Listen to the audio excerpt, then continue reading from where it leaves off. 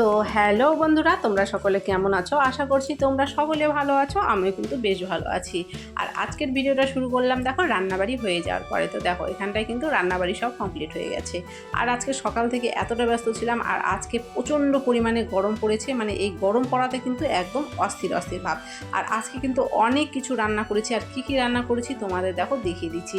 প্রথমে একটা তরকারি দেখিয়ে দিলাম, তারপরে দেখো এখানে রেখে ঢেঁড়সের একটা তরকারি করেছিলাম, মাছের তরকারি করেছিলাম, তারপরে এখানে করেছি আমের চাটনি, তারপরে ভাত তো আছেই, আর এদিকে আছে বেগুন আর পটল ভাজা, আর তারপরে দেখো এখানে আছে কচুরলতি। তো আজকে এতগুলো রান্না করতে যাই একদম গরমে হিমশিম খেয়ে গেছি, মানে প্রচণ্ড পরিমাণে গরম লাগছে।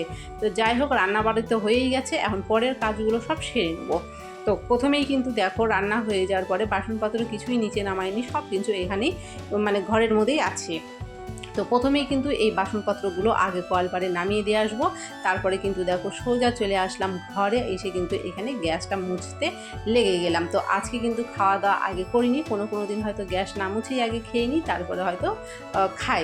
তো আজকে যেহেতু প্রচণ্ড পরিমাণে গরম, তো সেই জন্য আজকে আগে কাজগুলো করে নিয়েছি, আর খাওয়াটা আজকে দেরি করে খেয়েছি। তো সেই জন্যই আর কি দেখো প্রথমে গ্যাসটাকে এখানে ঝটপট করে মুছে নিচ্ছি, নিয়ে কিন্তু তারপরে শুধু যে গ্যাস মুছলেই হয় তা কিন্তু না, গ্যাসের নিচটাও কিন্তু দেখবে রান্নার পরে অনেক তেল মশলা সব কিছু ছিটে পড়ে, সেটাও কিন্তু সেই জায়গাটাও কিন্তু ভালো করে মুছে নিতে হয়।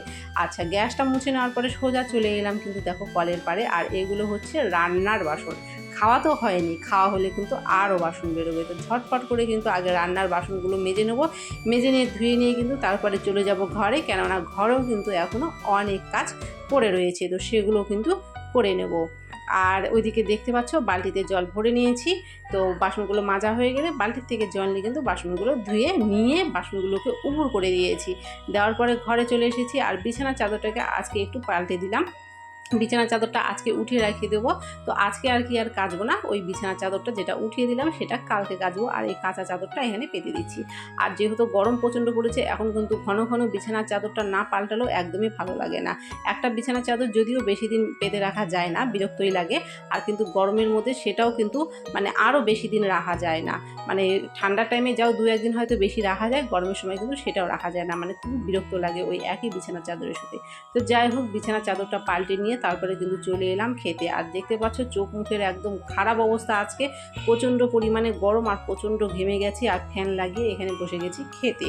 তো কাজকর্ম সবই হয়ে গেছে, শুধুমাত্র খাওয়াটা হয়নি। তো ভাবলাম আগে খেয়ে নিই, তারপরে একটু শুয়ে ফ্যানের হাওয়াতে রেস্ট নেব, তারপরে কিন্তু বিকেলের যতগুলো কাজ আছে সেগুলোও আবার করে নিতে হবে।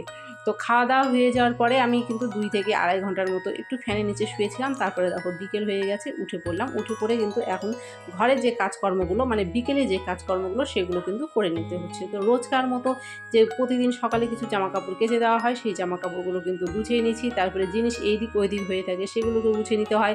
আর ভাত খাওয়ার সময় স্ট্যান্ড ফ্যানটা বাইরে লাগিয়ে নিয়েছিলাম, সেই স্ট্যান্ড ফ্যানটাকে ঢুকিয়ে দিয়ে দেখো জামা কাপড় সব কিছু কিন্তু সুন্দর করে গুছিয়ে নিচ্ছি। তো জামা কাপড় টাপড় সব গোছানো হয়ে গেছে, বিছানাটাও ঠিক করে নিয়েছি। তারপরে কিন্তু এখানটায় এখন ঘরটা ঝাড় দিয়ে নিচ্ছি। ঘর ঝাড় দিয়ে কিন্তু সোজা চলে যাব বাইরে। আর এখন যেহেতু গরম পড়েছে, স্নান করার আগে কিন্তু ঘরটাকে আমি একবার মুছে দিই, আবার বিকালেও কিন্তু একবার মুছে দিই, না হলে কিন্তু ভালো লাগে না। তো আমি কিন্তু গরমের সময় করে দুবার করে ঘর মুছি। তো ঘর ঝাড় দেওয়ার পরে কিন্তু সোজা চলে এসেছি উঠোনে। আর এই দেখো উঠোনের অবস্থা, কয়েকদিন থেকে বৃষ্টি হয়ে উঠোনের একদম খারাপ অবস্থা। আর বাড়ির উপরে উঠোন মানে আমের গাছ, উঠোনের উপরে আমের গাছ। তো দেখো পাতা পড়ে যাতা অবস্থা, প্রতিদিনই এরকমই হয়, শুধু যে আজকে তাই নয়, প্রতিদিনই এইভাবে ঝাড় দিয়ে পরিষ্কার করতে হয়। তো তোমাদের সাথে কথা বলতে বলতে দেখো উঠোনটাও কিন্তু ঝাড় দিলাম। শুধু যে উঠোন ঝাড় দিচ্ছি সেটা না, উঠোন ঝাড় দেওয়ার পরেও কিন্তু বাইরের কিছুটা অংশ ঝাড় দিয়ে পরিষ্কার করে নিতে হয়। তারপরে দেখো প্রচণ্ড গরমে ঘেমে গিয়েছিলাম, চোখ মুখ ধুয়ে নিলাম। আর যে নাইটিটা পরেছিলাম সেটাকে একদম খুলে ফেললাম, সেটাকে কেচে দিয়েছি। আর প্রচণ্ড গরমের চোটে কিন্তু একদম অস্থির লাগছিল, সেই জন্য চোখ মুখ ধুয়ে একদম ফ্রেশ হয়ে কিন্তু চলে এলাম। এখন চোখ মুখটা মুছে নেব। তো যাই হোক, ভিডিওটা আজকে কেমন হয়েছে অবশ্যই কমেন্ট করো, ভালো লাগলে লাইক করো, শেয়ার করো, চ্যানেলে নতুন হয়ে থাকলে অবশ্যই চ্যানেলটিকে সাবস্ক্রাইব করো, আর পাশে থাকা বেল বাটনটি প্রেস করে দিও, তাহলে আমার দেওয়া ভিডিওগুলো সবার আগে পৌঁছে যাবে তোমাদের কাছে। আর সকলে খুব ভালো থেকো, বাই।